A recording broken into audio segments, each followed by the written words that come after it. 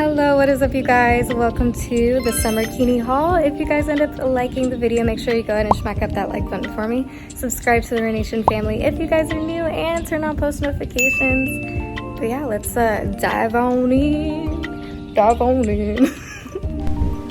Now this first one is going to be from BlackBough swimwear, and I just really love the detailing on it. The pattern is really cute, and I love how you can tie it around your waist even if you wanted to.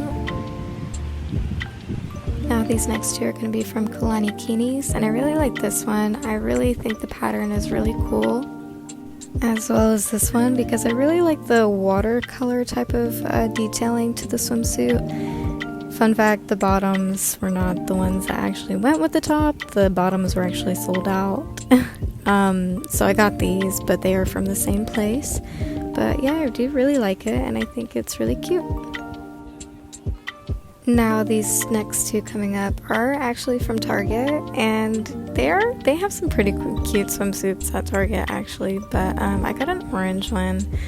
The bottoms are not so cheeky, not like the others. And there goes my phone. Hello. And this top is from Target. I just paired it with some old bottoms that I had, since Target didn't have the same size in the bottoms of the matching top. But yeah, the top is kind of sparkly, as you can kind of see right here. Now the final last two are from WhiteFox Boutique, and I really like this one because it has that Dalmatian vibe to it. Just some polka dots, and I really love the cute little ties that are on it.